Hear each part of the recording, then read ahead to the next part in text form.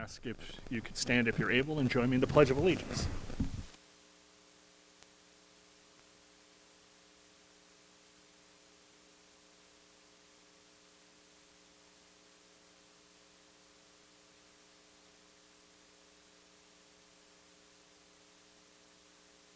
We have a budget hearing at 7:30, which I have to do on time, so I'm going to skip around a little bit. But I'll go down quickly.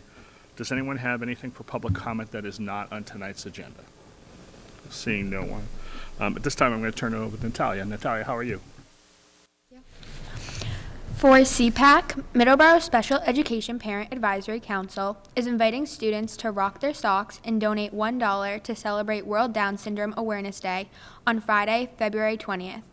All funds raised will directly benefit all families with special needs in our community. On Friday, March 27th, at the Heart and Art, we will be hosting a free public viewing of the groundbreaking documentary, Intelligent Lives. This film transforms the label of intellectual disability from a life sentence of isolation into a life of possibility with the most systematical segregated people in America. For the MEC's update, the MEC teachers are engaging in identifying what skills related to the 5 areas of social emotional learning will their preschool and kindergarten students know and will be able to do by the end of the year. This is an ongoing process as we learn more about the importance of embedding social emotional learning strategies throughout our teaching practices. Next week, from March 2nd to 6th, the MEC will be hosting Dr. Seuss Week. For the MKG, tomorrow is Fox and Socks Day. Students are encouraged to wear crazy mismatched socks. For the HBB for upcoming events, the HBB starting on February 24th began their first ever readathon, where students are encouraged to read in order to obtain prizes. This event will conclude on March 5th. Also on March 5th, a glow-in-the-dark reading night will be held from 5:30 to 7 p.m. in the HBB cafeteria. The annual Spaghetti Supper will be hosted on March 27th. For Nichols Middle School, on March 11th, NMS will be holding their 65th annual STEM fair in the Media Center after school. For MHS, for past events, on February 14th, the Nothing But A's breakfast was hosted to celebrate the 100-plus students who obtained all A's during the first semester. MHS was successful in raising $300 during a half-day hat day for the Family Resource Center in remembrance of Mark Mobley. On February 25th, the MHS girls basketball team played in the first round of the tournament, beating Apponequet. On February 26th, students were inducted into the National Honor Society in Silver M for academic excellence. Tomorrow, February 28th, the girls basketball team will be playing in the second round of their tournament. The game will be held in the MHS gym at 6:30 p.m. against Dedham. During the month of February, MHS is hosting a pajama drive. We will be collecting new, unused pajamas for babies, children, and teens in Massachusetts. The donation bin is located in the middle office. Quarter 3 progress reports will be distributed to all students on Monday, March 2nd, 2020. Parent-teacher conferences will be held on Wednesday, March 4th from 5:30 to 8 p.m. Thank you. Any questions for Natalia? Natalia, thank you very, very much. So like I said, I'm going to skip around a bit. So I'm going to go to the superintendent's report so he can do the presentation that we have tonight. Thank you, Mr. Chair. You're welcome. Members in the audience. I'd like to call down to the podium, if I could, please. There's a group of people here. We have Derek Thompson, who's the principal of the HBB school, Henry B. Berkland School. We have Erin Doak, who's the school adjustment counselor at the Henry B. Berkland School. And we have some special guests. We have Tracy Donnell from Plymouth and Amy Madden from Hanover, along with Ansel from Plymouth and Gianna from Hanover. Welcome, everyone.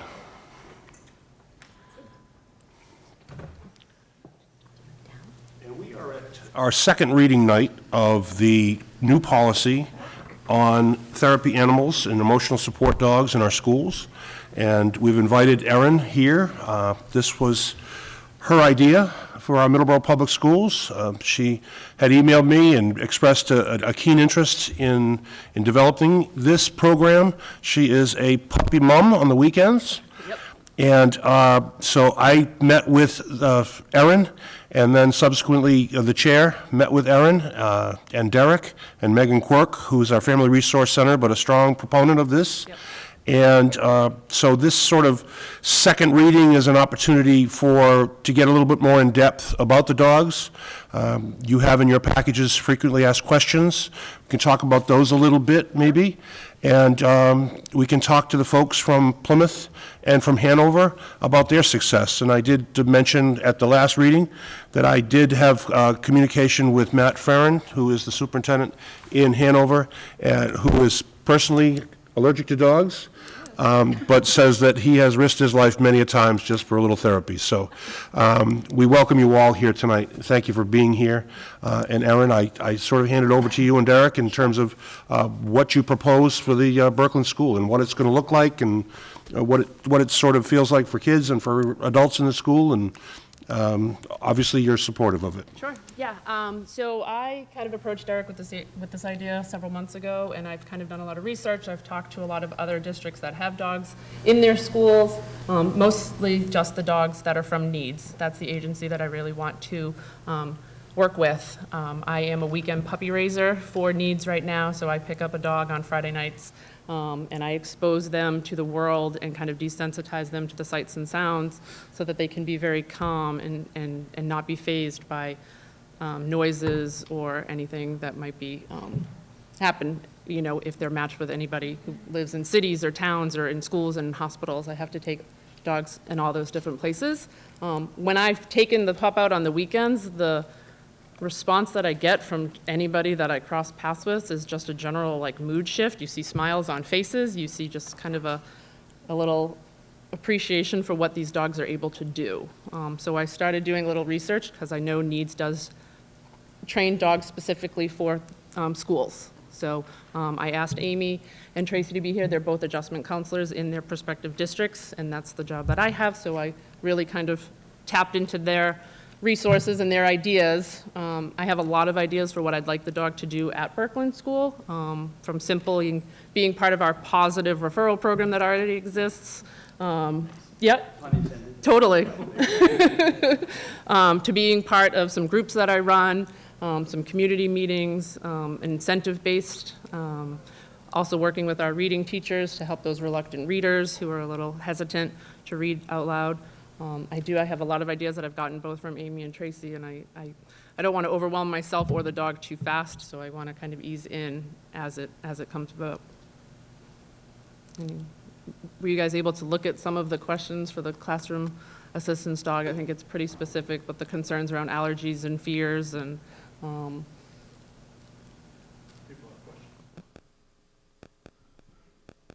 The one question that I've seen, and I guess this is more towards you, Derek, if a child is fearful of dogs in some way, shape, or form, can they self-identify with the school so the school knows that and sort of knows what classroom they're in and things like that? We do have plans, so I really want to commend Erin on the thoroughness of the work that she's done, because she came to me with this about 7 months ago, and I had a litany of questions, that being one of them. She's done a really nice job doing her research, putting everything together. I know you've gotten to experience some of that. I also just wanted to thank Amy and Tracy for coming out tonight. I really appreciate it. I'm going to let Erin talk about that because she does have some plans in terms of all of that. So. We can speak to our experiences too anytime you want. So. yeah, I mean, my initial thought would be when I work with kids, I want parents to know that I'm working with them. So I have my own form that I want parents to know, like I'm taking your kid out of class. I would do the same thing with having an animal in the building. Like I want parents to have the opportunity to either opt in or opt out to it. Some parents I've heard, and Tracy and you guys, they kind of want their kid, if they have a fear of dogs, to slowly gain exposure and kind of conquer that fear. And I would do it at the comfort level of the student. So I do have a plan that I would want parents to kind of agree whether or not they could have contact with the dog.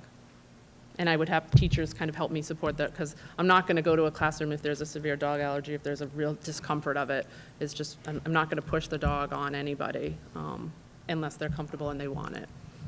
Erin, 3 of the FAQs focus on allergies, focus on fear of animals, and focus on does the dog roam free through the building? So can you sort of reply or respond to those 3 concerns, if you would? Yeah, I've already spoken to our school nurse a lot about the allergies. Parents have to, in some of the paperwork, they fill out if there are any allergies. There's a few that are listed there, so I would kind of pursue that specifically with those individual families if necessary. But I think the opt-out form is going to be a big part of identifying people's comfort with the dog in the building. That would cover the fears as well. We've approached this topic with staff and some parents, and I've gotten really positive feedback. There's genuine concerns about, where would the dog be? Would it be free to roam the hallways? Absolutely not. And maybe Amy or Tracy, you guys, Needs has provided a second leash with some people. Yes. Can you speak to that a little bit, Amy? Sure. So we're at Center Elementary School in Hanover. We have almost 600 students, and she works with all students. I'll be honest, same 2 questions came up for us through this process, allergies and fears. I will tell you, we did send a letter out to all of our parents, an email and a hard copy letter to all of our parents, letting them know that the dog would be coming. We have 3 dogs in our school. We have a service dog for a student, we have a service dog for a teacher, and we have Gianna. So that went out, and at that point, all parents were encouraged to reach out and let us know about allergies, fears. I can tell you that it was a concern for all of us. We had, I would say, less than 10 people reach out of the 600 students. The allergies, thankfully, dog allergies don't tend to be like some of our food allergies where we're looking at anaphylactic reactions. Instead, we're itchy eyes and that sort of thing. All the students are encouraged to wash their hands after petting Gianna anyway, but those with allergies still pet her and then they wash afterward. We have not had any issues at all as far as that goes. And the handful of kids that I got with fears no longer have fears. Absolutely true.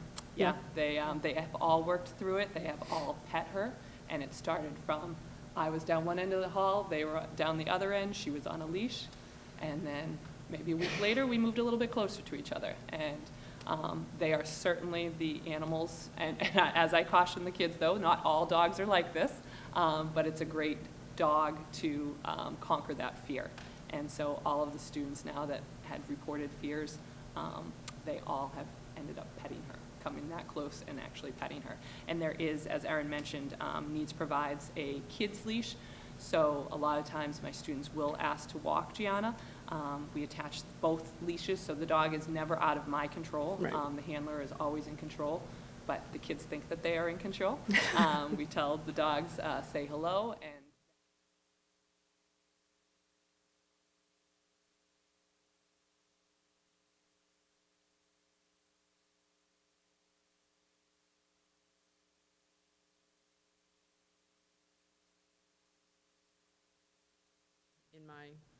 in my control.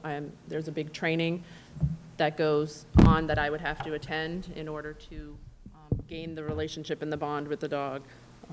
And then if it's not under my control, I would have a crate in my office where she would go, because I know sometimes I do get called to respond to some situations, or even when I have my own recess duty where I have to be alert and paying attention to the whole group. That's the dog's time to kind of chill, take her little prep, her time, and be kind of left alone to kind of relax. Do you have the same experience with the allergies and fears? Same experience. I mean, a little bit of a different experience. The whole school, the kids were part of this decision-making and fundraising.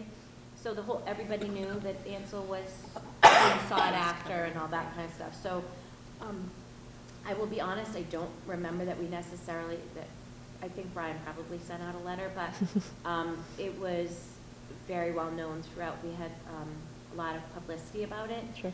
And I had one woman call the superintendent and then call me, and I had a long conversation with her. And she had a child in 3rd grade coming up to the middle school at some point and was going to stop the dog from coming because her child had an allergy. And I had a long conversation with her and did all the education. With all of the things I assure you that we will put any accommodations in that you need for your child. Yep. And anywhere, if your child doesn't want to be around this dog, we will make sure we have different houses. You know, we will make sure that your child's in a house that we can keep the dog from the house. You know, I said whatever accommodations you need in 3 years for your kid, we will make that. She was not easy to deal with. She was very angry, but I did all the education, and I've never heard from her again. But did assure her that we would do whatever she needed besides not having the dog there. Yeah. She wanted there to be no dog, and I said that isn't going to happen. By law, the dog has rights to be in a public place, so you will find other dogs in public places, but we will do everything to make sure your child's safe. And I think that people have fear of what they don't know. Right. And once they find out, and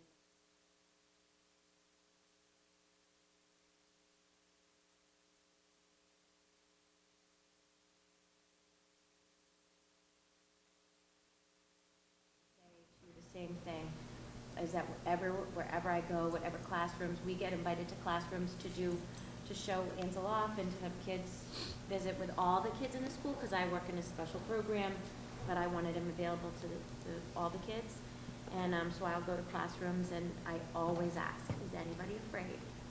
And kids will raise their hands. And I said, you don't have to go near him. I will make sure, but I still want to educate you about him. Sure. So they're safe because he's in my control. But all those kids have come forward and met this dog, and their fears, they'll come up to me and subsided. say, I'm afraid of every dog. You know, and you're like, oh, well, okay, well, look at you go. So these are the perfect dogs to help kids with fears. And I've just known 5 or 6 kids and parents saying, my baby's never touched a dog. Ansel, and he loves it. Yeah. I mean, we've had so many. And adults also. I've talked to several staff members who have, fears of dogs and have kind of seen the demeanor of these dogs and are more comfortable around them. I've seen staff members, we had like 2 staff members going, why is there a dog in school? And most of them are crazy. Oh, yes, about our staff is very They're all- excited. And they all helped us fundraise, all our staff Yep. did. But we had a couple kind of just like, why is there a dog in school? What's that? Blah, blah, blah. And I know the one, I saw them in the cafeteria, that guy loves this dog now. Because he sees everybody smiling. Right, The dog it's- walks by and he's like, that's nothing more than that these dogs do, and the culture of the school. Everybody walks by and says, hi, Ansel. I don't know about you, but I don't have a name anymore. Yeah, It's just- I do hear you that. walk by and Like, it's this is Ansel. the dog that's more popular than Tom Brady wrapped in bacon. That's right. This is the one over here. So the dogs are. Fairly you know, accurate. Yep, they just say hi. I do. I see it being a benefit to the whole school, but also specifically the kids that I'm working with that have some social and emotional struggles. I have endless ideas of ways to use the dog. Want a Amy, couple of- question to you. You said there were 2 other dogs in your school. Your dogs are trained to deal with people. What happens with the other pets, the other dogs that are in the school? Is there a dynamic between the dogs at all? Do they ignore each other? Are they trained to ignore each other, or are they? Are trained to ignore each other, so a quick command to leave it, and they will all keep walking.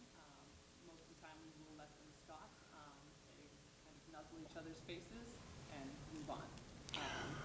Because they are all certified service dogs. So the needs training uses the same language with each dog? Yes, yes. Okay. So they all speak the same language? So the other dogs, I'm sorry, are not needs. Okay. They are service dogs, but they neither one came with needs. But that command, leave it, actually is, Universal command? That's good. at least those 3 dogs, Yeah. yes, all use it. Now, I have another question. We all have bad days. Do dogs have bad days? She has days, I think the energy level is what I see. She never has a bad day as far as acting out in any way, shape, or form. There are days when she she seems tired. I think she works hard some days, works Yeah. extra hard. There have been very few days that she has not come to school with me, but if I notice, oh, she seems sluggish and maybe she needs a mental health day or a personal day, we all get 3, right? She should get them too. So there have been a couple days that I've let her stay home, but no, there has never been any incidents, any indication as far as, you know, her demeanor towards the students, that she's having a bad day. And Good. she is really, she has helped a lot with attendance issues with kids that Yeah. have Getting kids in school- the building that are outside and won't come in Yeah. is one of the best things he does. Separation between parents Yeah. sometimes. Yeah, We talked about that. Yep. We deal with that every morning. Every Refusal. morning, Every especially morning. just after vacation, yep. Yes.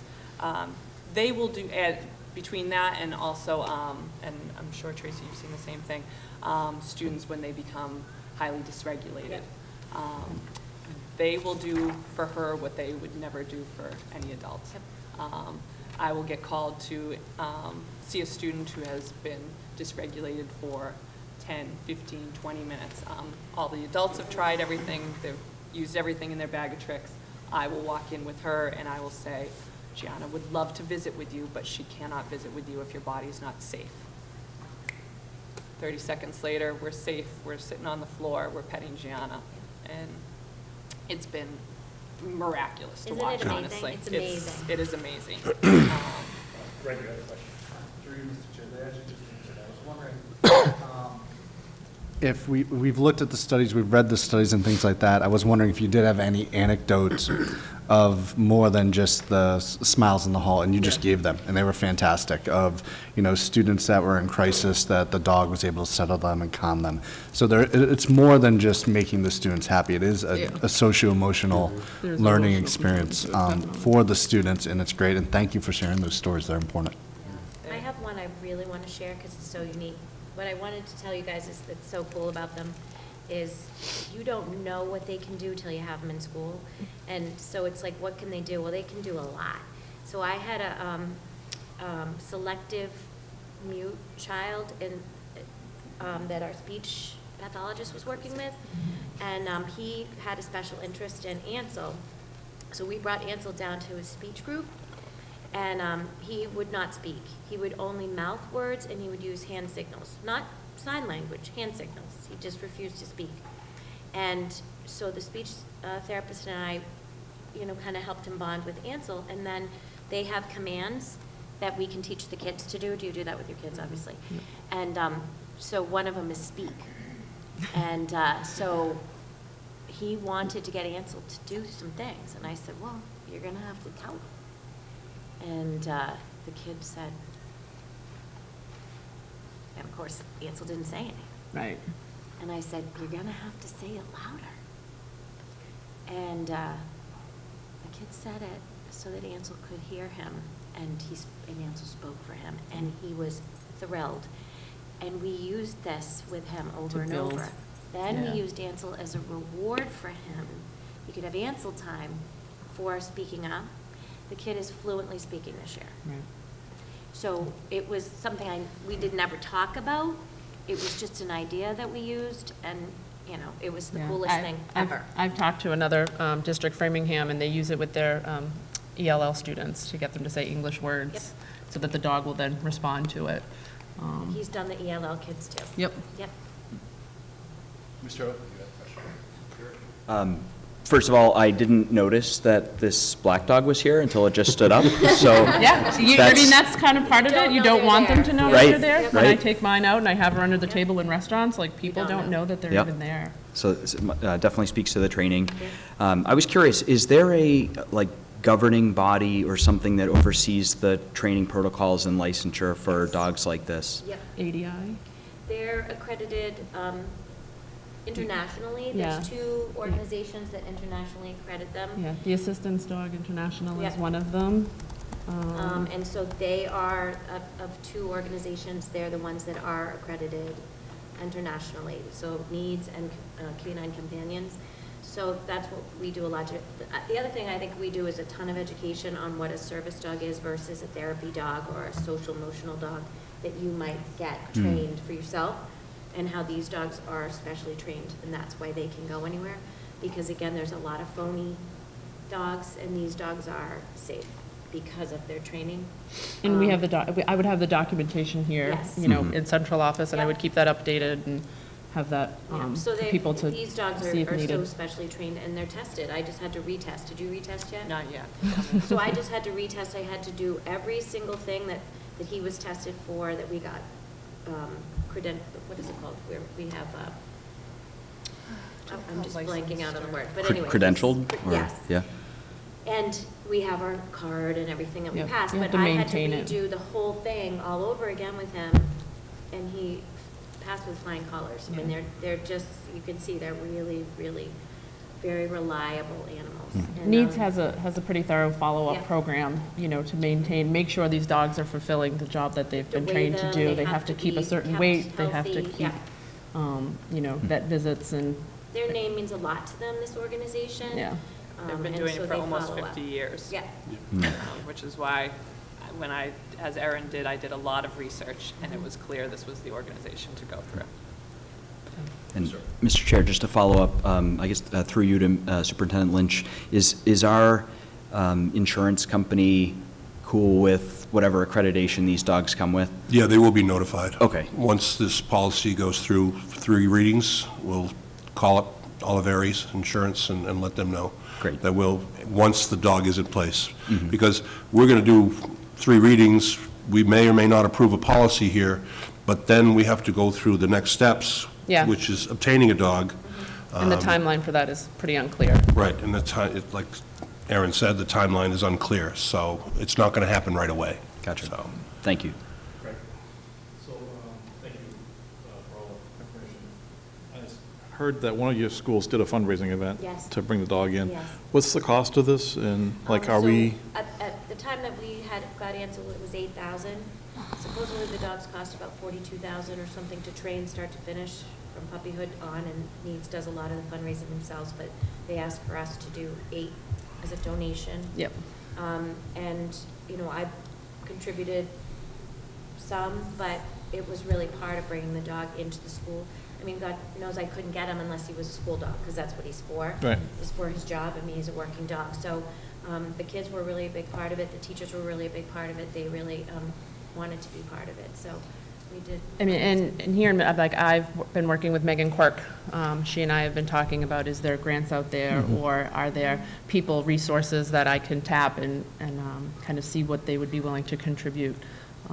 Her and I, you know, recently just sent out a couple emails to try and, you know, see what the interest would be. But yeah, Needs asks clients to contribute about $8,000 towards the training of future dogs. Yep. The dog, I mean, I'm currently training a dog on the weekends. I haven't had to pay for any of it. I don't pay for her food. I don't pay for any of her like vet visits or anything like that. It's all covered through the agency.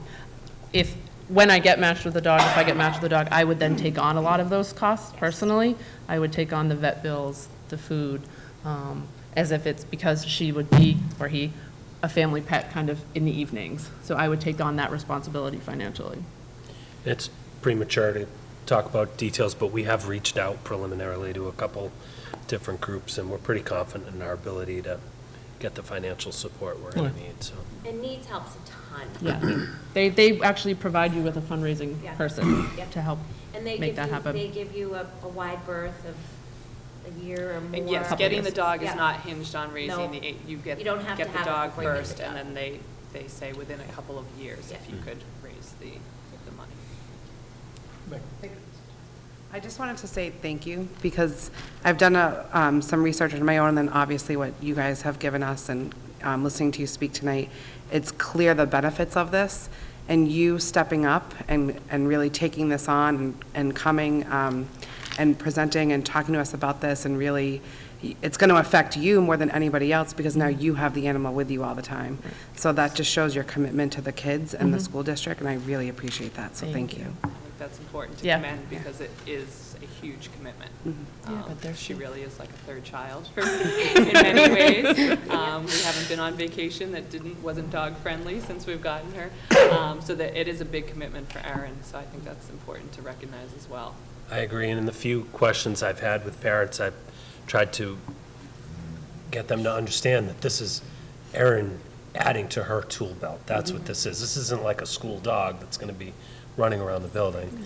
You know, this is Erin's effort to add to her tool belt, to what she brings in servicing our kids. So I just It's second not like that. the hamster when kids get to take it home Right. for the weekend. Right. No. Or the goldfish we have in the office. you Yeah. know, the kids get to come feed. Yeah. So- The Nope. teachers love the dog too. I don't know how you are, but I've had teachers come into my office, get on the floor and get this dog on their lap because they're having a hard day. Yeah. So it's not just for kids.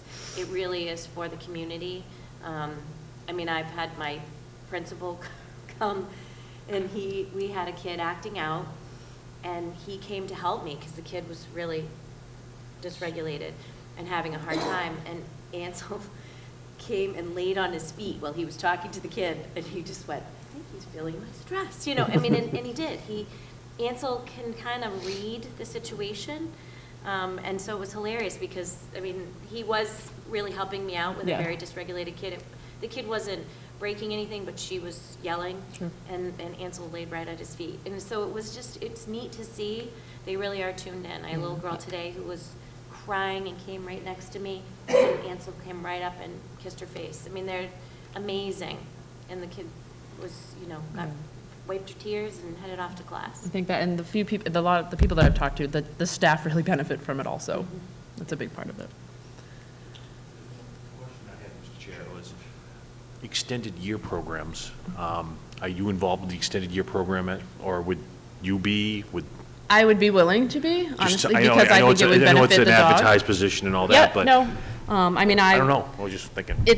Again, it would have to, you know, get the fits. staff to get the buy-in from the parents to have it there, and the same kind of protocol I would want to pursue, but I'm not opposed to, you know, because I would want the dog through the summer to kind of stay acclimated to the buildings and to the students and whatnot, so I'm more than willing to, you know, I find visited- time and visit. I visited, Yeah, because I wasn't included this year. I have in the past been in the summer program, but with him, I visited. Sure. Because it keeps him going, and the kids really liked him visiting. So Yeah. I kind of did that as part of. and I would consider doing the same Yeah. thing. Yep.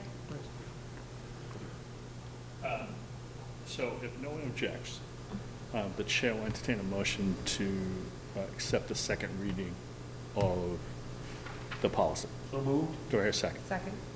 The only the piece I want to make for discussion, and Aaron and Derek and I had a conversation. If you approve the second reading, I've told Aaron that she can begin the application process because I have not ever seen a school committee change the policy to the third reading, that we may add a piece or tweak it, but generally it is accepted on the third reading. And so I know currently Aaron has a dog, and she had hoped to apply for that dog. I don't know if she can, but she at least wanted to start that process. I would like, yeah, I mean, the timeframe being, you know, from applying to interviewing to matching is unknown. The dog that I'm currently working with is very far through her training. Would it be ideal? Yes. Is it realistic? I'm not holding out for that, but we can only wait and see. But, so I did want people to know that that process was going to be started, even though we didn't have the third reading. But it was a discussion we had to sort of, I mean, if you think about it this way too, you know, Erin's going to potentially be doing this over the summertime too, because this process may take longer and have to do additional things. So I just want people to know that piece. Comment from the audience. Anyone in the Yeah, does audience? anyone have any questions from the audience or any concerns? Come on down. I just want to make sure your comment's heard. I have so many questions, because Sure. my kids could benefit from this so much. I work with the Special Education Parent Advisory Council. Oh, sure. And I was wondering, like, why is HPB just the beginning of this, and it's going, and it's gonna move to the district, the rest of the schools? Sure. So HPB came to us with a proposal, the superintendent and I. And what we did was the superintendent formulated the policy. The policy applies to every one of the schools. Okay. So it would be up to the individual schools to take it on and to find somebody who had that opportunity. You know, my hope is that that happens, but I can't promise that. Okay. So that's the first piece. Nor can we expect that. Right. We can certainly, now it's available. I think the popularity of this, if it's instituted, will be catchy in the district, and hopefully there'll be other school adjustment counselors or other, in Framingham, it's a high school teacher, I believe. In Mansfield, it's an SRO. Mansfield, it's a I mean, school there's- resource officer, so there are other people that take on this sort of, it's a happy yoke, but it's a yoke. Yep. It's responsibility beyond the school day. So we can't really force it upon anyone, but we certainly would welcome it with this policy. And I should also say that I know, and the superintendent knows, and I'm sure everyone else knows, people in our community right now who work with needs dogs on weekends and take them. So my sister-in-law had worked for the needs program for about 2.5 years and always had a dog on a weekend. And it was fun and exciting, especially when my kids were little, and enjoyed it. So then, would you be the owner of the dog and it would stay with you on the weekend? So we buy the dog and then No. I don't know how that part So of again, it- there's a cost for the dog. Okay, Erin's going to fundraise in association with the school and us, and we're going to help. But again, that's the only cost. There's not a I cost see. to us. Okay. It's Erin's dog. Erin would be bringing it here. There are provisions in the policy, for example, if it applies to everybody bringing a dog to school. So if a student needed a dog and was required as part of their plan to bring a dog every day, it's that policy follows not only the dog we'd have with Erin, but any dog that came into the school. There are pieces, obviously, if there's a problem with the dog, if the superintendent has the right to ask the dog be removed. But, like any other policy, there's steps to it and what needs to be done. okay. And the positive referral system, I was wondering what that was. Oh, so that's a program that we actually have at the Brooklyn School. We are officially the Huskies, which if I could get a lab, I might want to change that. But it was a program that we implemented to recognize the kids doing the good stuff. So Okay. it's PAWS, but it's a positive referral. So teachers can fill out little forms and kids get recognized for all the good that they're doing in the building and get called down the office for. Kids refer teachers. Kids have referred teachers as well. Okay. So we take pictures every morning. We give these kids their certificate and a brag tag that kind of recognizes the good that they've been doing. And I would just, kind of have the dog part of the photos and kind of rewarding the kids for all the good that they're doing. So if we had students, and I don't mean to say with behavioral challenges, but very deep emotional or transitional issues, then that would be something, a student or a population of children that the therapy dog might partner with? Could possibly, yep.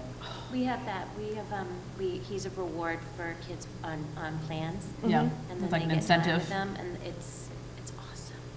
Sounds so awesome. And they can either walk him, go for a walk with him, or they can have snuggle time with him, because he's the best snuggle. I know in one of the other districts, the kids will groom, will help take the responsibility of grooming. They can brush They them. brush them. They can play fetch.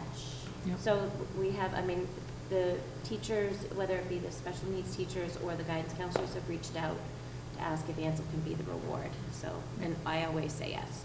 I have to say, if you can be flexible. Right. Because Ansel could be dealing with a crisis or something at the time, and I might not have the time at the time. Right. But I will tell you that it's worked out better than I had expected. It's been a really nice way for me to connect more with the kids in the building, and for the kids in the building to connect more with the dog, so it's been good. Thank you. I know you have to get to your other stuff. Do you want to tell them? Chair, just a quick question. I have 2 yellow labs at home, and it's shedding season. Have we have buy-in from our custodial staff? Oh, that yes. knows that I absolutely there may be have. some dog hair in the building Yep. that might need to be vacuumed up at night? You guys? Yeah. Okay. I've gotten an amazing response from the staff, especially the custodian. Yeah, well, I can imagine. Yep. Yeah. So if you, Mr. Chair, that concludes my report. If there are no further questions, I know there's a vote that needs to be taken, and then maybe we can have some visit time with the... So, does anyone have any further questions? Hearing none, the motion is to approve the second reading of the policy. All those in favor say aye. Aye. Opposed? Thank you very much. No, thank you. And we'll take a brief recess before I convene the budget hearing. Okay. So you can play with the dog. All right. Thank you. Thank you, Aaron, Derek. I'll bring him around again. Appreciate you guys coming.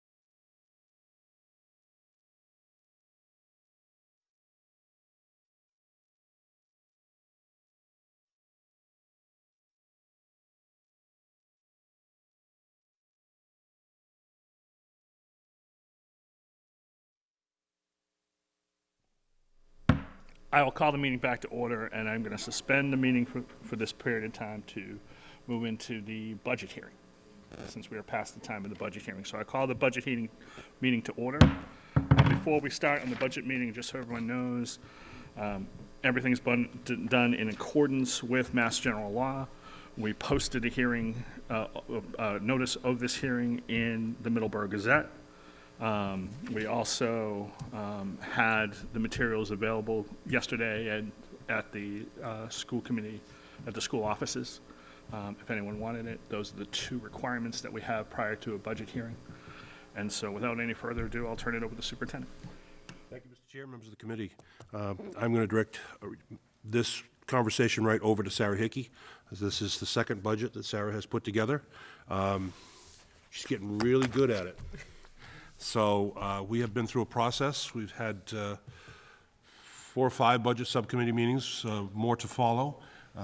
It's been a difficult year in terms of working with numbers that we've had and situations that we've had come this year with the addition of students to our rosters and the budget challenges. But we seem to have worked through them and will continue to work through them. But Sarah has the overall picture for you this evening in a slide presentation, and I hand it over to Sarah. Thank you. So I have a presentation for you. I was going to just take last year's presentation and change the numbers, and it didn't quite work out that way because as things progressed, I wanted to give you a different picture than the picture I gave you last year. So the contents of our presentation this year, so what you're going to see in here tonight is the fiscal year 21 budget drivers. I have information about per pupil expenditures and net school spending. I have the budget broken down by salaries and expenses for us. I have the budget broken down by cost center. I have a multi-year budget comparison, the operational budget plan, and then the summary of total costs from all funding sources, followed by a recommended motion. So our FY21 budget drivers, Middleborough's public schools strategy for continuous district improvement. As you know, Middleborough Public Schools is committed to creating and supporting and sustaining cultures of innovation and achievement, excellence and well-being. So that is something we kept in mind as we were going through the budget process and making decisions. The Department of Elementary and Secondary Education has requirements for us. So again, things we had to keep in the forefront of our mind as we were going through the budgeting process. We needed to keep an eye on teaching, learning, and assessment. We're a school system, that's what we do. We have fixed costs and contractual increases. There are things that, contractual increases, things we agreed to with 6 contracts that were negotiated within the past year, and then there are costs for utilities, there's costs for software, there's things that are going to increase, and we can't just say, oh, we want to spend $20,000 less on our student information system. There's just a cost that we have to pay in order to use it. We provide transportation for all students, and special education tuition and services. So if you recall, in a previous meeting, I spoke about the 10 additional out-of-district placements that we've had since July 1st, totaling approximately $700,000 in tuitions alone. Those students came to us, and we expect them to stay with us. And so the fiscal year 21 budget had to encompass any additional monies for servicing those students. Last year, I gave you a graph that had Middleborough's per pupil expenditure compared to the Department of Education gives us some comparison schools, and so I gave you where Middleborough was in comparison to those schools as well as some surrounding towns. This year, I thought it would be a better picture to take all of the per pupil expenditures for the entire state. So this is every district in the state. I created this histogram for you, and you can see that Middleborough's per pupil expenditure, $14,831, is less than the state average of $16,506. We were less than the state average last year, but if you take a look at the fact that this histogram is skewed right, the bulk of all of the data is over on the left-hand side. So although we're lower than the state average, there are an awful lot of school districts that are lower.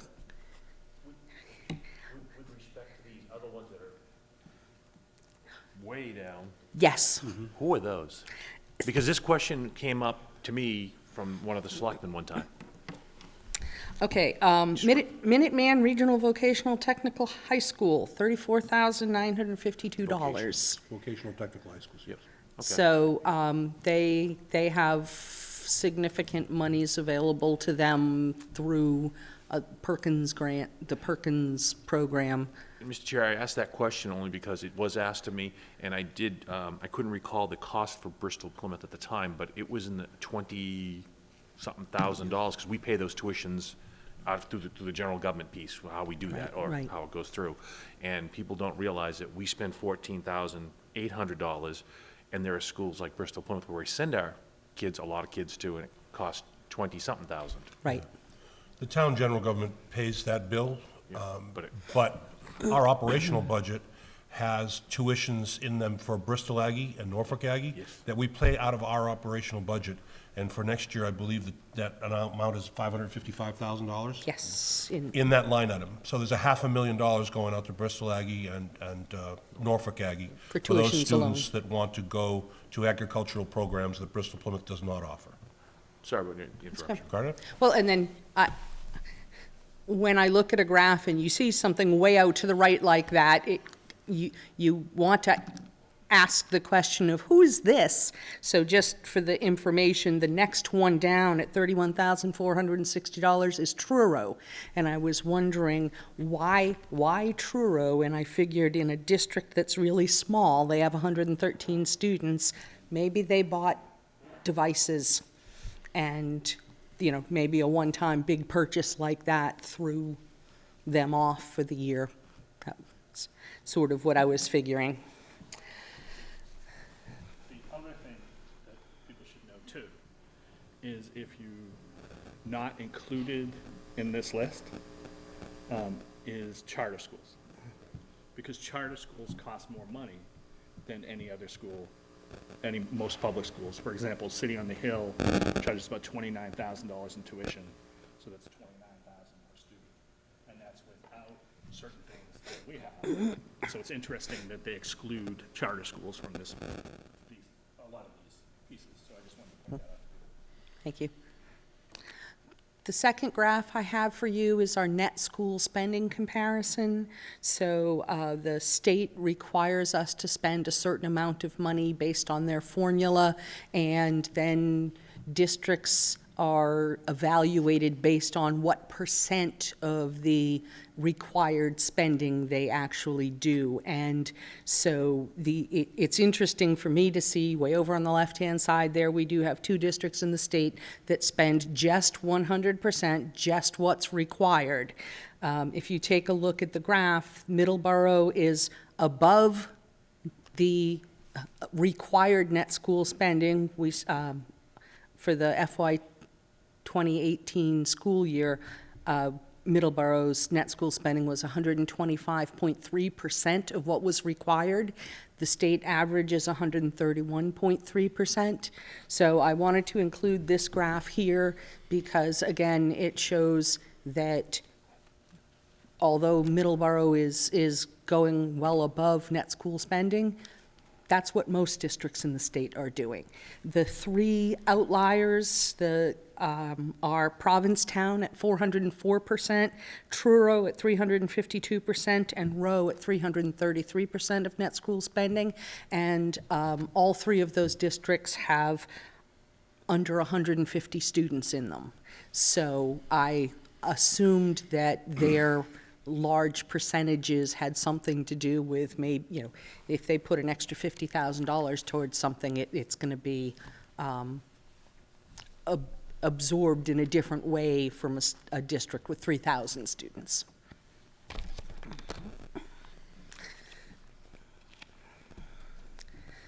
So the next slide I have for you is circle graphs. And what I did was I took the graph from last year and the graph from this year for salaries and expenses.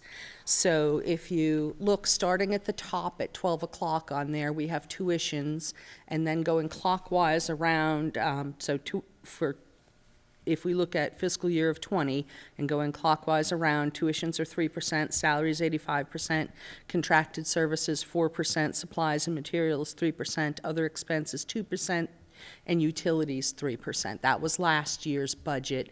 This year's budget on the right, you can see that the tuitions increased from 3% to 7%. The contractual services increased from 4% to 5%. Those are those fixed costs that we have no control over. Salaries decreased from 85% to 82%. Part of the reason for that decrease, even though we had an increase with raises, part of the reason that decrease in the circle graph is we had to take a larger portion of salaries from grants and revolving accounts in order to balance the budget. Utilities also decreased from 3% to 2%. Again, that was because we had to take a larger portion from grants and revolving to cover utilities and maintenance. The hard hit for the budget this year compared to last year is supplies and materials had to decrease from 3% to 2%. And I think that represents the true cut of the work we had to do of looking line by line in the budget and saying what is essential. I did want to mention that the tuition increase, as you can see, it went from 3% to 7% from last year to this year. That doesn't include, so that 7% doesn't include an estimated $875,000 for circuit breaker for next year. So we expect to get circuit breaker money from the state. We will use it to pay tuitions, and that will be over and above what you see in the circle graph, which is what was the monies that was given to us by the town manager. Any questions about this graph? I just wanted to ask real quick, if I'm doing my math right, it looks like the supplies and materials went from somewhere around $1 million last year down to this number that's in our packet of 742. Is that about right? So somewhere around 300 grand decrease in supply and materials? Yes. Okay. Thanks.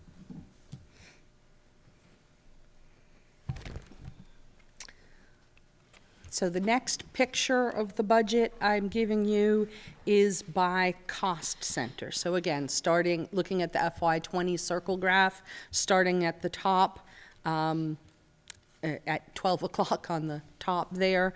The right has district administration and undistributed, and then going clockwise around special ed, technology, the high school, the middle school, HBB, MKG, and the MEC. So those are our major cost centers. And again, on here, you'll see that there's a special ed increase from 9% to 10%.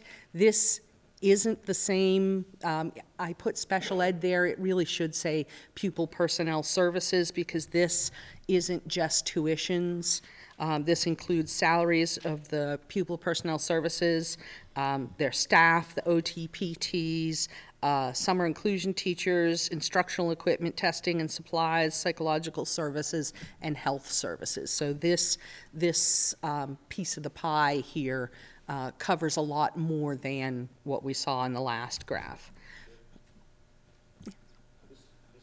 I love this one slide right here. When you start looking at the distribution year to year, we didn't cut from schools to get year to year. Our budget went up, and the percentages stayed the same. We're still spending about the same at each school percentage-wise.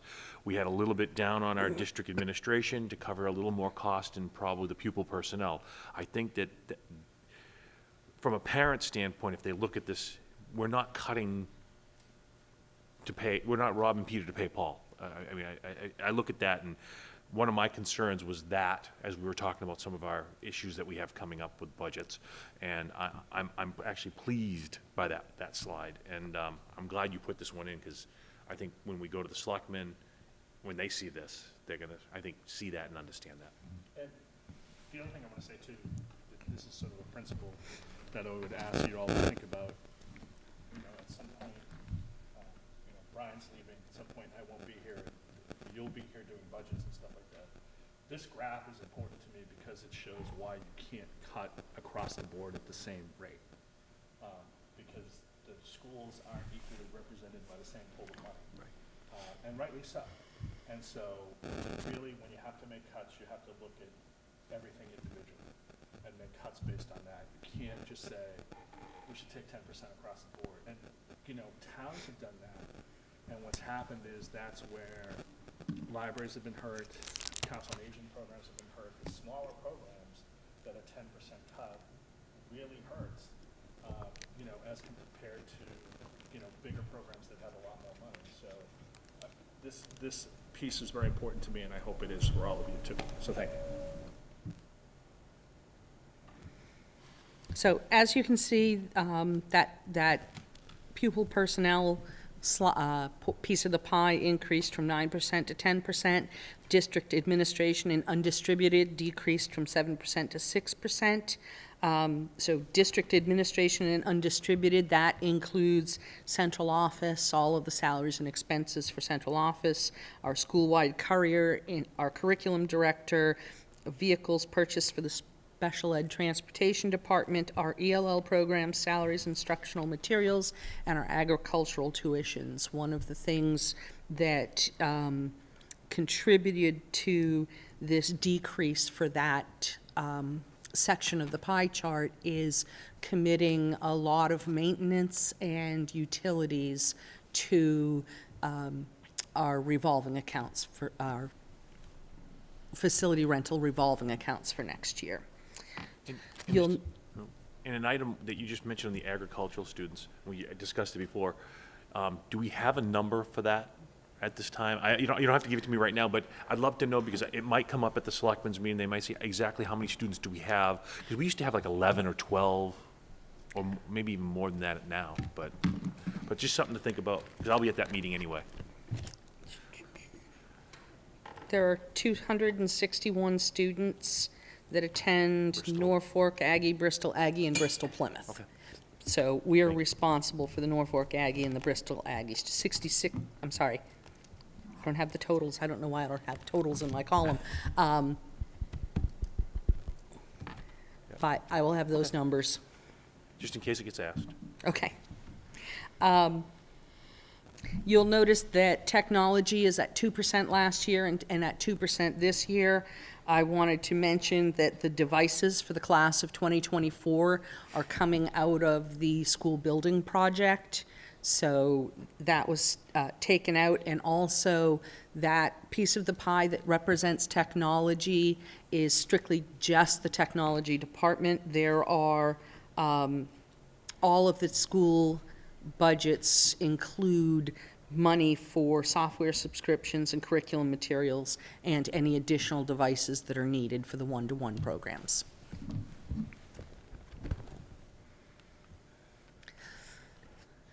The next slide I have for you is broken up by the Department of Elementary and Secondary Education gives me what's called a chart of accounts, where they have the 1,000, 2,000, 3,000, 4,000, they have different account numbers, with 1,000 being administration, 2,000 being instruction, 3,000 is school services, 4,000 is operation and maintenance, 5,000 would be benefits, the 7,000s are equipment replacement, and the 9,000s would be tuitions to other districts. We call the programs or tuitions to other districts. So if you take a look at this chart, you can see that this has the numbers from 2018 all the way through the proposed 2021, and the last column is the difference from last year to this year. So you can see in here where the money was taken from administration, operations and maintenance, the equipment replacement, that's the new vehicles for the transportation department, and then the programs, the tuition for other districts, that $2,360,782 That's the portion of tuitions that would be coming out of the operating budget, and there would be an additional $875,083 for tuitions taken out of an anticipated circuit breaker reimbursement. Those tuitions include the Norfolk Aggies and Bristol Aggies, so that's something different. This is Those special education. tuitions are, hang on for a second. That includes Norfolk Aggie, Bristol Aggie, and the out-of-district special education tuitions. That's what, thank you. Thank you. Yes. So that, the 1.3 million increase in the tuitions, what's that mostly related to? That is the mostly related to the 10 out-of-district placements that moved in since July 1st. Okay. Thank you. Any other questions on this slide? On the difference in the transportation, does that include some of the new stuff that the requirements for the state? I mean, because I know they have to pass some of that along to us. The short-term disability, I think, gets put into that probably. I'm just, because it's a $220,000 increase versus previous ones. I know one time we had the Medical Leave Act that we had to cover costs on, but. I think the increase in transportation you're going to see is in special ed transportation. Oh, that's right, that's in there too. Because My bad.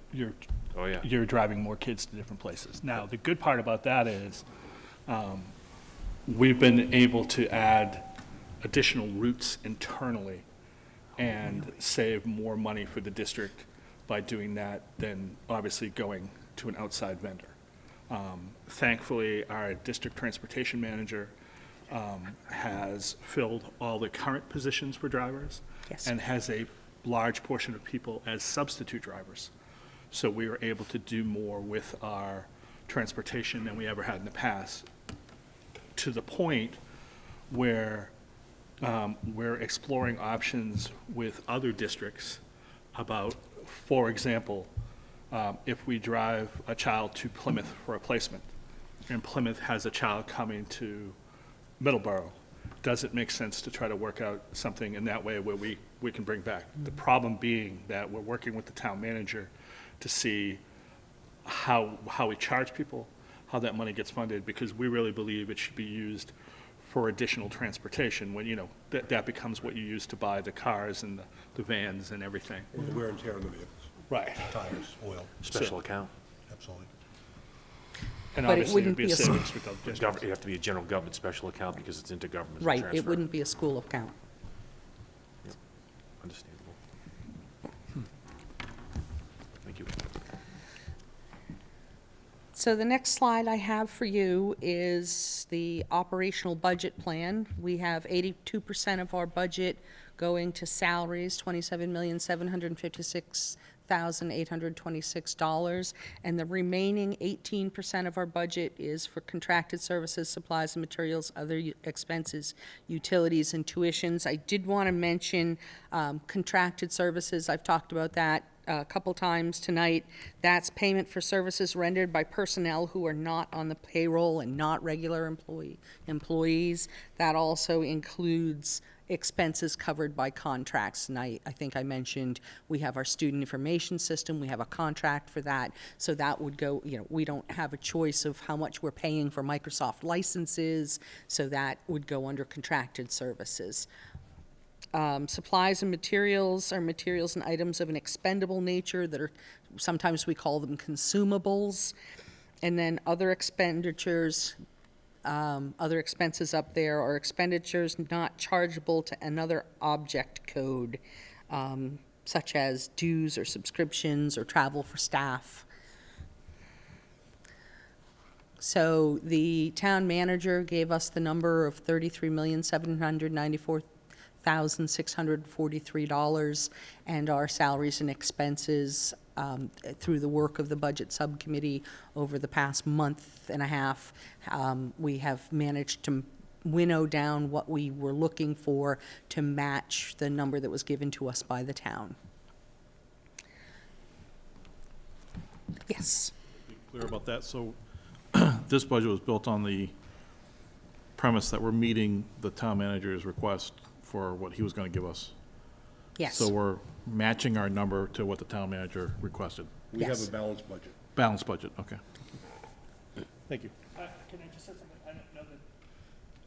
The premise starts off with looking at the budget, as you know, Greg, and then hearing from all the administrators and having conversations, and then making that decision. I don't want anyone to think that we don't take into account something if an administrator came to us and said this, perfect example would be the one-on-one devices.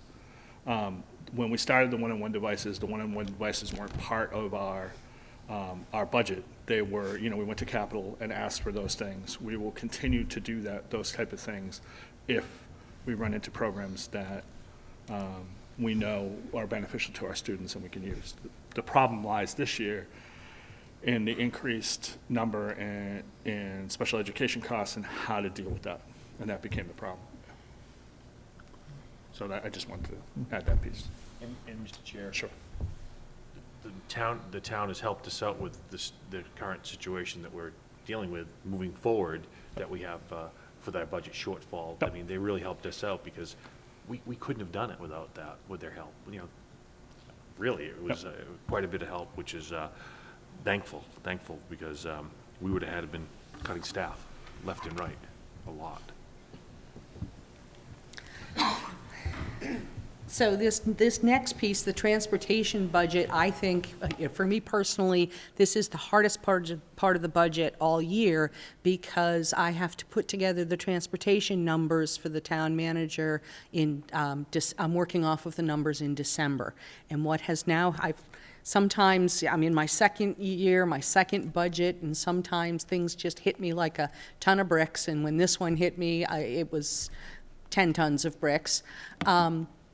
I did the estimation for the transportation based on what was expended last year, based on what was expended the year before, based on what was budgeted last year. I did all the complex mathematical formulas in the world aren't going to help with this because after I do the number and send it to the town manager, we get invoices for homeless transportation and foster care transportation, and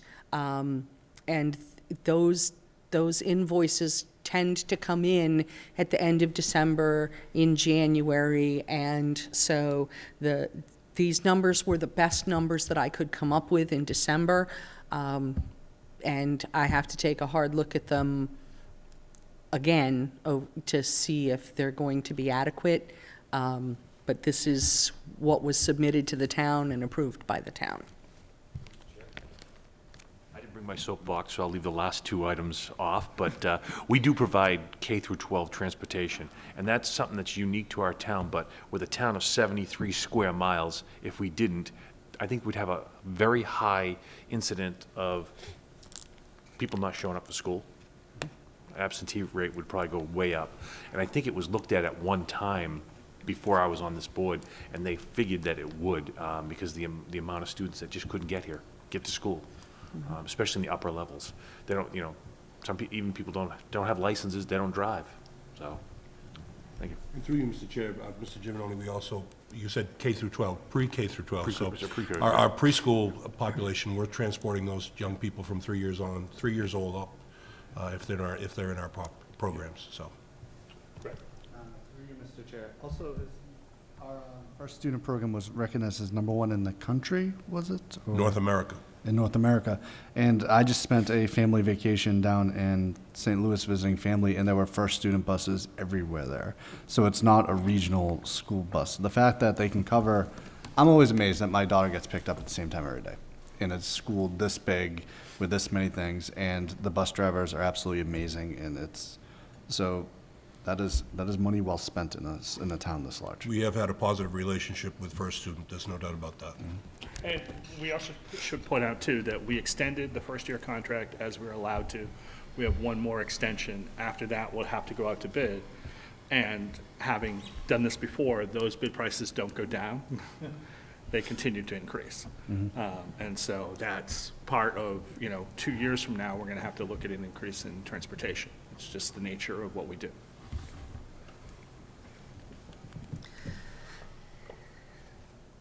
So Next slide I have for you is the summary of total costs from all sources of funds. So the operating budget from the town, $33,794,643. Our transportation budget, again from the town, $3,391,000. Our anticipated FY21 circuit breaker special ed reimbursement, $875,053. And then we will be committing $2,104,008 from revolving accounts and grants in order to give us a FY21 total of $40,164,704. The, just a note, the grant, we would have $953,725 in salaries taken out of grants in order to meet our contractual requirements for salaries, and $1,150,283 for salaries and utilities and maintenance expenses from revolving accounts.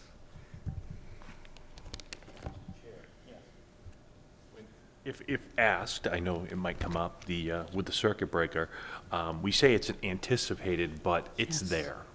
It's the state program, and the only time I've seen them cut it is when there's been no money. And since we've had surplus, I don't see that happening, and I think the governor even said that to me, that when Mr. Battistini and I tag-teamed him, we turned around and got to talk to him about that. He even said that 75 cents on the dollar is supposed to come, so that's going to come. The question on the grants, those grants are typically like the Title I grants? That is Title I, Title IIA, the IDEA grant, the Early Childhood Grant. And those have been coming for Yes. years. It's not something that just is going to, yeah. So let me explain why the word anticipated. Without having the benefit of the spreadsheet from the Department of Elementary and Secondary Education, they give us a special spreadsheet to calculate the circuit breaker reimbursement. Without the benefit of that spreadsheet, I sat down with tuitions and transportation costs and did my best estimate based on our this year's student, which is why that's an anticipated number. Excellent. It might be more. We hope it's more. But again, one of the things that we've seen, and it's changed over time, is town meeting has really held to the April town meeting. In the past, we've seen town meeting go to the end of May, early June. That would afford more time. I appreciate why the town does that, and I don't have an issue with that. It's charter. Right, and so, but it somewhat becomes problematic for us because, again, we're not getting real numbers in real time until we continue down this path. And as for example, when we talked about we have a special town meeting article asking for money to fund the special ed costs. We've explained that will change as we figure out where we are money-wise. So it can't, we have to go in with one figure and the hope we reduce that figure over time, but we can't make that promise until we get through that time. Be not to exceed. Right. And I know the finance committee had asked that question because they were trying to figure out the piece, because the 675 or whatever it was, Yep.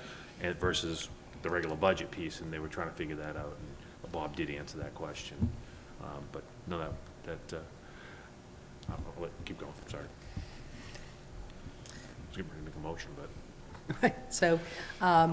So the next piece of the presentation is my recommended motion.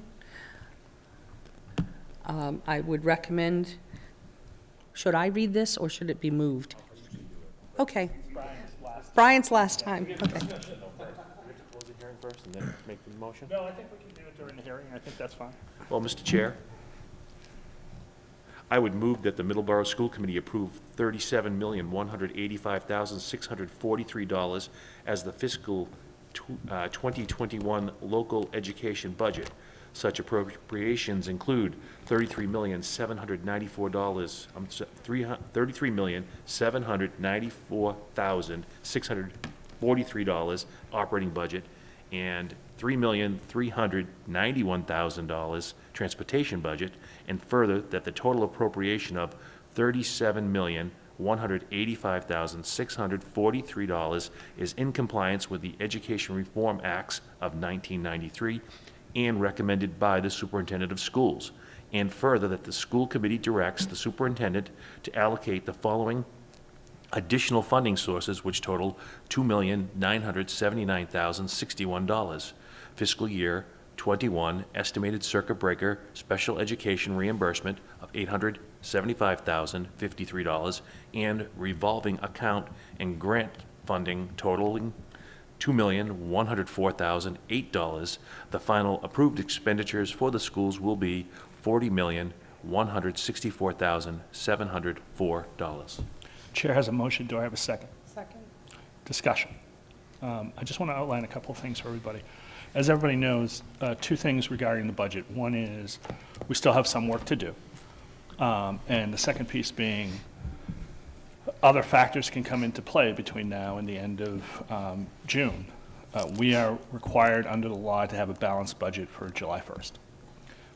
So if additional students move in, we have additional needs that we have to deal with, the budget will be corrected. You will see the full budget as we move towards those corrections. Megan and I have also talked, if we decide to take a program out or have to diminish a program that we, as the school committee, have voted on, we will bring it to this body for a vote to have a discussion about. The same as we would if there's a decision made. And part of this is not only about cutting programs, but looking at what we have, the fee structures that we have, and the idea is, okay, should we look at fees? Should we look at a wide variety of things? So anything that would change like that would be a separate piece for the school committee to discuss and not just be part of the budget, because I think that's unfair because of how big the budget is, and those things can get caught in there. So you'll see it on an agenda as a separate item to have a discussion about. So I just wanted everyone to know that beforehand. Any further comments? Chair. Brian?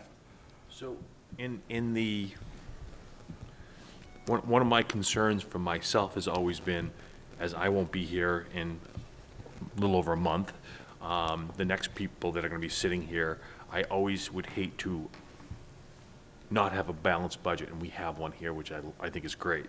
I did have a couple concerns as to, but it was answered, the $875,000 in circuit breaker, where we're having in our current year a little bit of we're trying to come up with a little bit more money for our new special ed new students that have come into the district. We've planned for that in our next budget already. That was my one concern, and because I was a little gray on that myself until tonight, which I think is great. We've covered all the costs that we've anticipated, that we can anticipate. Right. We have a balanced budget, and we're living within the budget that the town gave us. Those are the two things I always worry about. So that's why I'm, first of all, thank you, Greg, Rich, Megan, you guys for putting this budget together, the subcommittee, you guys putting this together. I know there was a lot of work there. And we have a balanced budget, which is great, once we approve it. And just to make the point very clear, so everyone understands too, if come August, we get an additional sum of money, like a $500,000 worth of new placements that come in, that's not covered in the budget. We can't cover it in the budget. We will go again before town and ask for more money as we have, and that's what we have to do, because we can't hold back $500,000 or any portion of our money. It's tight lines for what we deal with. And another item that, moving forward, as we come into, it's budget-related, but not specifically to this budget, would be, I would love for us to consider creating a revolving account specific to utilization of athletic fields, specific to that. Or if we have a buildings, I think one, but one really for that, because 10 years down the road, when we have to replace that turf field, it'd be nice to have a little bit of money there. Just something to think about. I'm sure it's going to come up when we get closer to the new high school being opened, but just something to think about to help defray some of those costs, because I have a feeling that people are going to want to use those facilities. A couple of things that I think are important not included in this budget that we've discussed before that I think are important. One, as you know, when we discussed opening the new high school, there were two positions that we're going to add to the new high school. One was an outside groundskeeper. We had a conversation with Hutch. Given that the new high school would be open essentially for half a year, and some of those fields will be used in the fall, Hutch believes that he can run that with current staff currently, so we'll not be adding that piece right away. The other piece is the makerspace room. And again, we had a conversation with Paul, given where we were at budget-wise. We had hoped to have the makerspace person in place for the beginning of the new high school. That probably won't happen, but at the same token, the makerspace will still be available, but not, for lack of better terms, sort of the heavy-end shop equipment, if you will. There'll still be opportunities for teachers, for those. Rich, you and I went to the makerspace in Cambridge.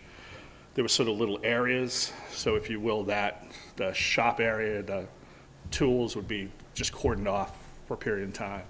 And then that would be a place where kids would be able to come and teachers would be able to bring their kids to use.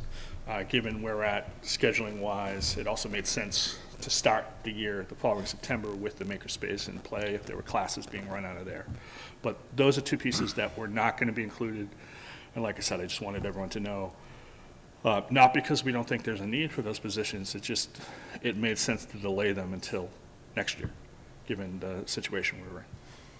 Yeah, and Mr. Chair, that makerspace is sort of divided into two, and there's a sort of a classroom with shop tables and work tables, and then there's what is lovingly referred to as the dirty room, where all the heavy-duty machinery is and things such as that, that will not have somebody supervising over it, so it will not be available to students next year. The other point is that we're going to still be on the block schedule when we go into the new high school, and those students will have a schedule already, so there will be no time per se to sort of spend productive time in that room. It'll be a stop, and it's Mr. Brannigan's intent for people to visit that room and utilize that room without the dirty part, if you will, the heavy machinery. Laser, 3D, things such as that. Mr. O. Mr. Chair, I just, I want to make sure I understood kind of the summary of what happened here. It's, correct me if I'm wrong, we had about 850 grand worth of unanticipated costs for out-of-district placements that we heard about a couple meetings ago. For this year. For this year, which we have to assume will continue, right? And it looks like we got about 1.35 million increase over last year's budget, which seems like it's within a few $100,000 of what we normally get. And we cut a couple $100 grand in salaries, 300 grand in supplies, and the rest of that overage that we did not expect was kind of eaten up. We kind of just threw it into the extra budget that we got from the town. Is that about right? Because we've been getting about 1 million extra from the town just to cover normal increases. I think it's important to understand that the 2% salary increases were used up more than the 1.3 million the town gave us. So between the contractual increases from this year to next year and the additional out-of-district tuition, it forced us to become very creative and really take a magnifying glass to every single line in the budget to examine what is this, why is it here, how much, what is it used for, there are some budget item lines that I have to be honest with you, I was kind of shaky on what they were, and I said, well, Kathy Piatelli had $45,000 there, and so I'm going to put 46 last year and 47 this year. And now, having gone through with the, magnifying glass or microscope, every single line, I now know exactly, what that $47,000 is, or for the different lines. Got it. So.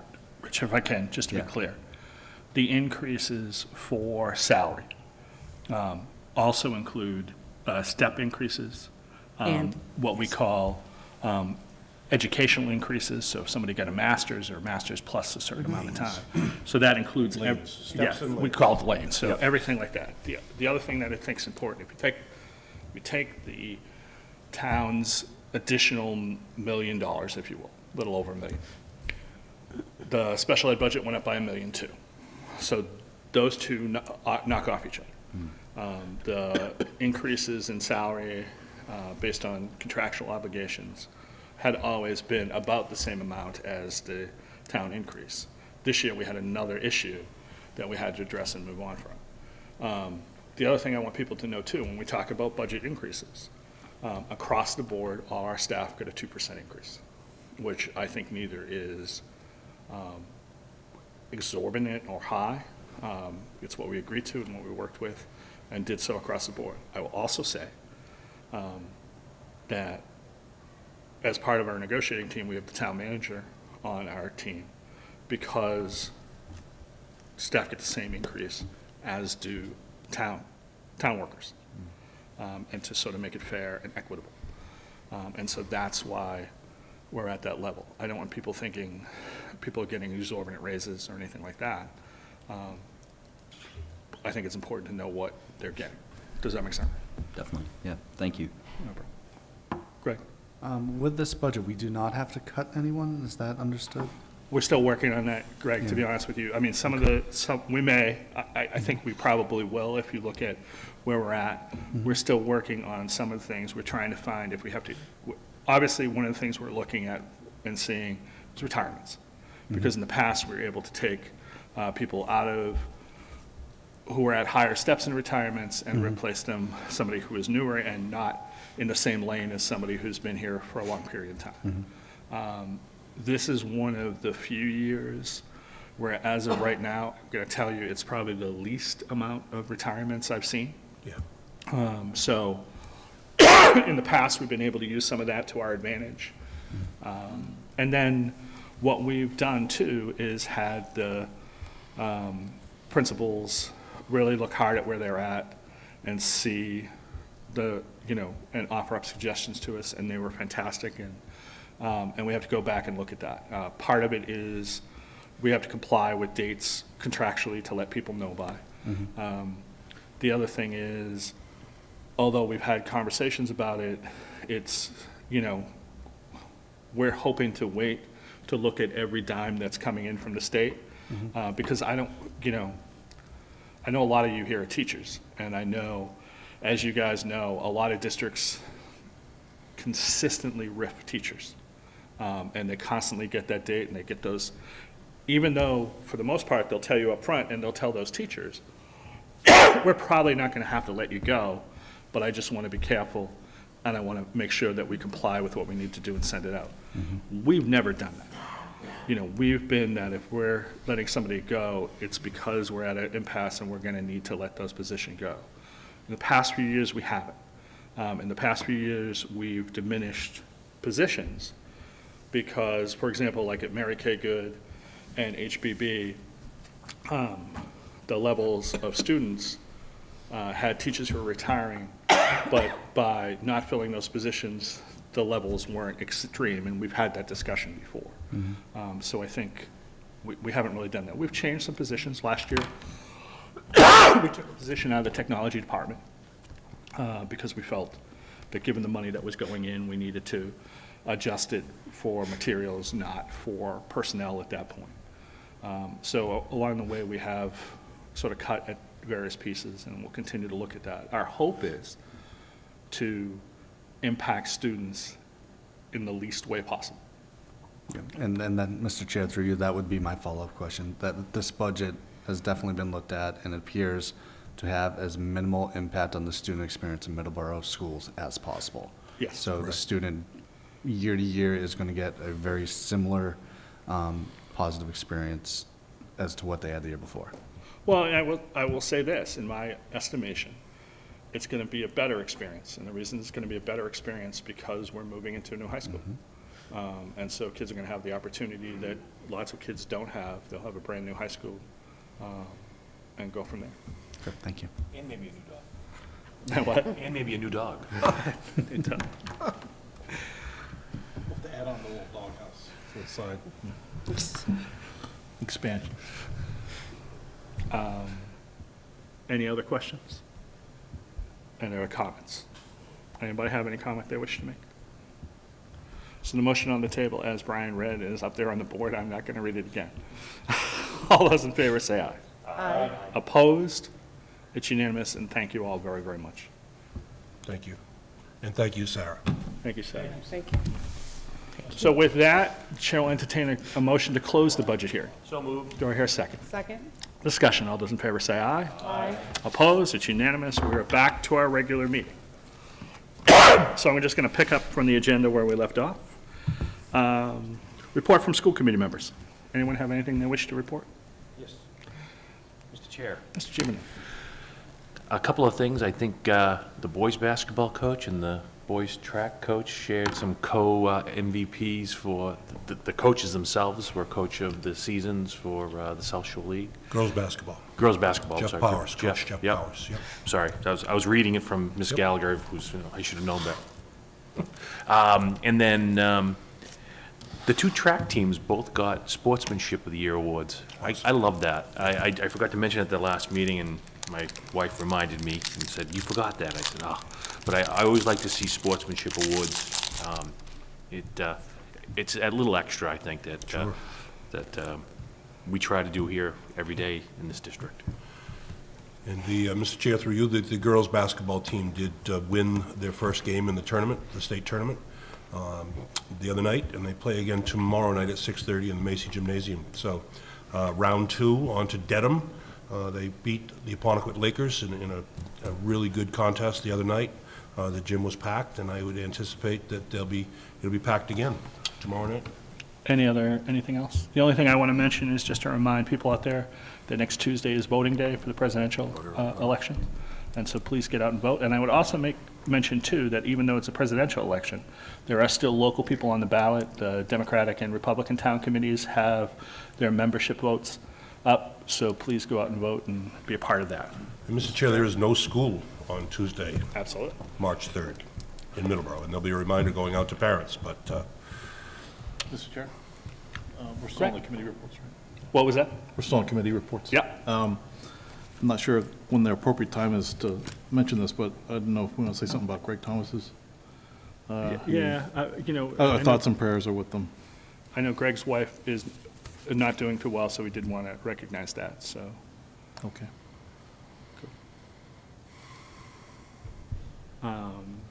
Anything else? Then I'll move on to Frank. Frank, welcome. A little later than usual, Frank, but always welcome. Oh, that's okay. I just love listening to the budget. Well, the wording is really kind of small, so from my position back there, I can't read any of it. So that's all right. And the only question that I had was concerning the potential of staff reductions, but you kind of answered that. We're still not sure where we're at, but it does look like it's going to be minimal. Yeah, I would assume so, Frank. At least classify, maybe. I would think so, Frank. Maybe try look like at the it like Dickens that. to stay away from the classroom. That's what we're going to try to do. That's I know that- always our. I always knew the that you piece would try we're to gonna do that last. anyway, because that's, you take the teachers away from the classroom, that has the biggest impact on the students, so.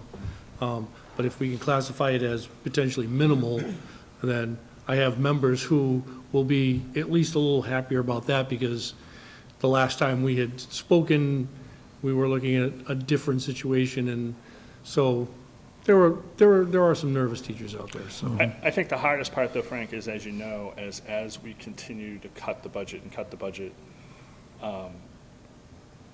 while trying to avoid teachers at all costs, you reach a point at some point where you've cut everything you possibly can, and then you've got to go to salaries at the other point. And thankfully, I don't think we're there yet in a major way, and I hope we never get there. But, you know, it just gets harder and harder as the years go on. Oh, I fully realize that, and you can only cut the supplies budget so much. You do have to have some supplies. Teachers are always complaining about the lack of supplies that they have in their classrooms, and they have to go out and get the stuff themselves. So we might not be cutting teacher salaries, but they're cutting their salaries themselves by going out and getting stuff. And I do the same thing, so I can have the stuff that I need in my classroom. The only thing that I have is I'd like to just remind everyone out there that the progress report grades at the high school closed today. Parent-teacher conferences are next Wednesday. I encourage parents to look for their progress reports. I think they're supposed to be sent home on Monday, and then hopefully parents will sign up. I've got an almost full schedule. Good, that's For great. myself, but I have 2 honors geometry classes, so that's, freshmen, they have a tendency to fill up pretty well, so. Any questions for me? Thank you, Frank. All right, Appreciate thank you. it. Thanks, Frank. Thank you, Frank. Brian, do you have anything else on superintendent report? I do not. Okay, great. We'll move to consent agenda. Motion to approve the consent agenda is presented? Just a quick question, and I can't remember off the top of my head. Do we have to approve overnight field trips separately, Brian? I don't think we had to approve them in state, right? I know it's out of state, but I couldn't remember if we had to approve overnight, so, okay, that's fine. I just wanted to make, I looked at that, that's only one student. I just wanted to make sure I wasn't going to get in trouble somewhere along the line. Oh, A motion to approve, do I hear a second for consent agenda? second? Discussion? Hearing none, all those in favor say aye. Aye. Opposed? It's unanimous. MSBA. Yeah, the project continues to be on target. We've had some positive weather in our way. Last night it rained, but it didn't rain during the day today, which was good, and they were all back to work, and there's not a parking spot in that little parking lot, which will become our tennis courts eventually, but there's a lot of work going on. Episode number 9 of the video is out. If you haven't seen it, please tune in at home. You can always go to the Middleborough Public Schools website, and it's always underneath there. There's a couple of live webcams that folks in the community can watch, and then right underneath it are all the episodes, and the latest one is episode 9, which was filmed last week, the end of last week. They're expertly manned by Rob DeRosa, chair of the committee, so tune in if you would, and they have almost the entire roof finished. They're just finishing the end of the roof at the auditorium and gymnasium. We talked in the meeting today about the photo arrays that are going to be on the top of the roof, solar array. It's going to be on the top of the roof, which will be owned by the G&E, but there'll be an agreement made with the Middleborough Public Schools, going back and forth with them, and all kinds of excitement at the project right now. It seems like all of the contractors are in there.